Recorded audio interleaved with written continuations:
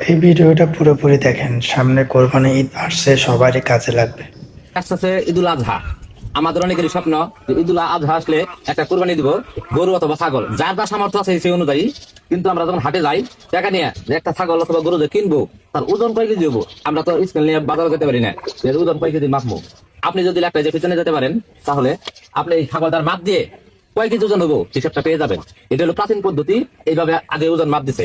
ভিডিওটা দেখে যান, তাহলে আপনি পুরোটাই কয় কেজি ওজন হবো, মাংস সহ কয় কেজি ওজন হবো, আড্ডি সহ কয় কেজি ওজন হবো, পার্ট বাই পার্ট আজকের ভিডিওতে দেখিয়ে দেবো। ছাগলের ওজন মাপার জন্য দুইটা মাপ নিতে হবে। যেমন এই যে আগা ঠেংটা আছে না, আগা ঠেঙ্গের এই যে পেটের মাঝখানে যেমন 5 ইঞ্চি আছে দেখবেন, এভাবে একটা মাপ দিবেন। হাটে যাওয়ার পরে এভাবে ফিতে একটা মাপ দিবেন। যেমন ধরেন এখানে আছে 22 ইঞ্চি, এই ছাগলটার এগুলো ঘের আছে 22 ইঞ্চি।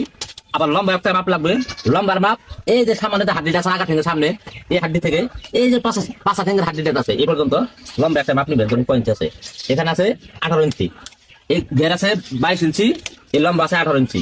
এই হিসাবটা এখন করবো, ভিডিওটা সম্পূর্ণ দেখে না। তাহলে আপনার ছাগলের আমরা মাপ পাইলাম, ভেড় আছে কত 22 ইঞ্চি, 22 গুণন আবার দিবেন 22, যে ব্যারটা আছে ওটা দুইবার মাপ দিবেন।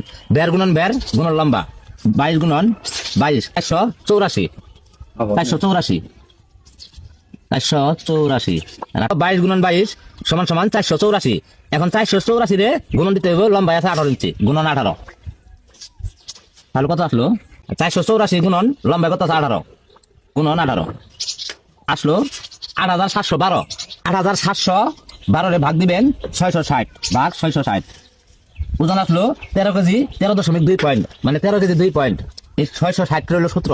আপনি যে কোনো ছাগল মাপ দিবেন, ছাগল লম্বায় 30 ইঞ্চি হোক 40 ইঞ্চি হোক, সবসময় ইঞ্চিতে মাপগুলো ধরবেন। বের গুণন লম্বা সূত্র হলো 660।